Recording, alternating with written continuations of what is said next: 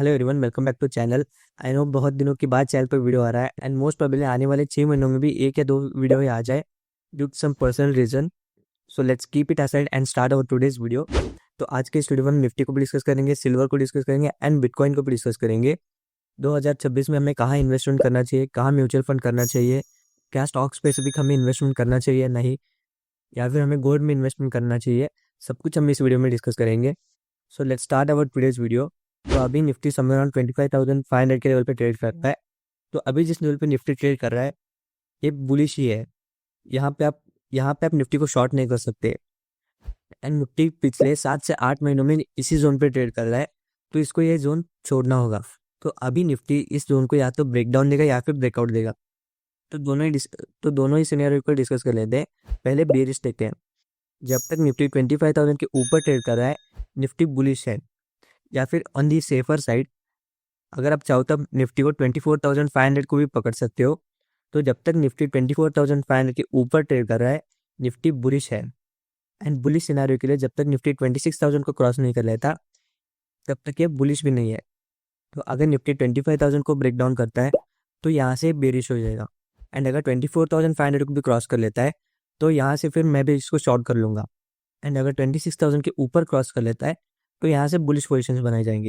इसके बीच में Nifty sideways है, तो इस जोन में कोई भी ट्रेडिंग नहीं होगा। या तो निफ्टी 26,000 को क्रॉस कर ले या फिर 25,000 को क्रॉस कर ले, तभी निफ्टी में ट्रेडिंग होगा। नाउ मोस्ट इंपॉर्टेंट, क्या हमें 2026 में निफ्टी में इन्वेस्टमेंट करना चाहिए? तो अगर आप पहले से SIP कर रहे हो, म्यूचुअल फंड कर रहे हो, तो आप उसको कंटिन्यू करो।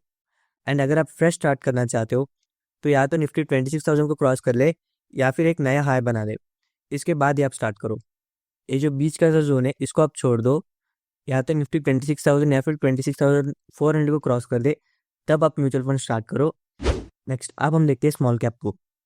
तो स्मॉल कैप अराउंड 16,000 पे ट्रेड कर रहा है, तो यहाँ से हो सकता है और एक डीप आ जाए, स्मॉल कैप में एक फाइनल नील इन दी कॉफिन लग जाए, तो फिर स्मॉल कैप भी एक अट्रैक्टिव इन्वेस्टमेंट अपॉर्चुनिटी बन जाएगी। अगर स्मॉल कैप में यहाँ से और एक 1,000-2,000 पॉइंट का फॉल आता है तो यहाँ से स्मॉल कैप में भी इन्वेस्टमेंट की अपॉर्चुनिटी बनेगी। एंड अगर निफ्टी 26,000 को क्रॉस कर लेता है तो फिर next round of the rally में स्मॉल कैप आउट परफॉर्म करेगा निफ्टी को, यानी कि जितना निफ्टी बढ़ेगा उससे ज़्यादा स्मॉल कैप बढ़ेगा।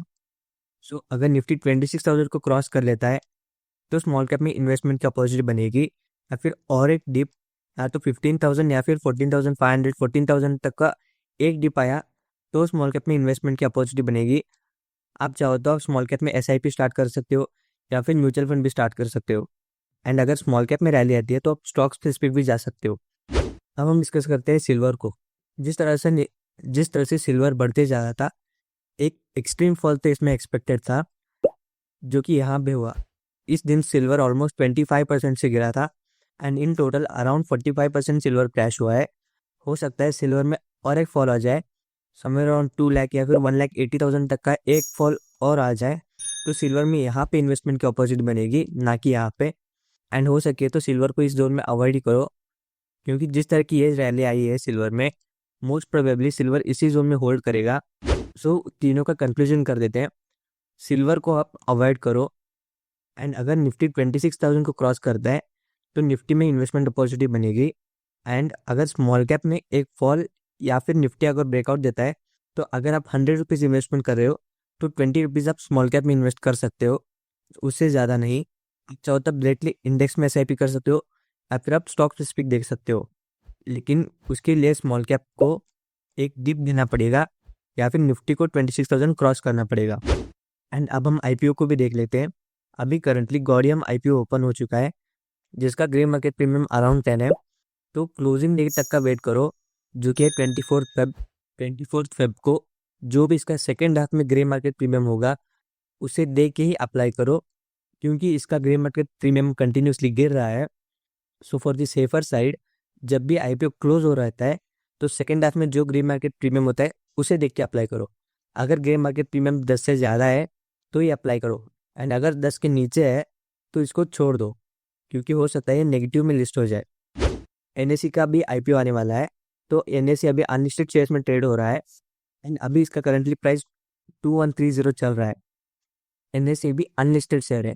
अनलिस्टेड मतलब NSE अभी प्राइवेट है जो कि आईपीओ आने वाला है इसीलिए ट्रेड कर रहा है। एंड अगर आपको प्री आईपीओ अप्लाई करना है तो आप एनएससी में अप्लाई कर सकते हो, लेकिन अनलिस्टेड शेयर्स में लिक्विडिटी नहीं होती एंड प्राइस फ्लक्चुएशन भी बहुत होता है। जैसे कि अगर यहाँ पे 2100 में ट्रेड कर रहा है तो हो सकता है आईपीओ 1500 में भी आ जाए या फिर 3000 में भी आ जाए। ऐसा ही सेम टाटा कैपिटल में भी हुआ है। जिस प्राइस में अनलिस्टेड मार्केट में ट्रेड कर रहा था उसके 50% प्राइस में आईपीओ आया था। तो इसे ध्यान में रख के अप्लाई कीजिए। And I am not promoting any app. मैंने अभी तक कोई ऐप को यूज़ नहीं किया है एंड मैंने अभी तक भी एनएससी में अप्लाई नहीं किया है, क्योंकि पहले इसमें मिनिमम यूनिट 20 चल रहा था, तो अब 20 से 2 तक आ चुका है। मतलब जो पहले एक लॉट जो था वो 50,000 में था, अब वो 4,000 में अप्लाई हो चुका है। तो इन सभी रिस्क को आप ध्यान में रख के अप्लाई कीजिए।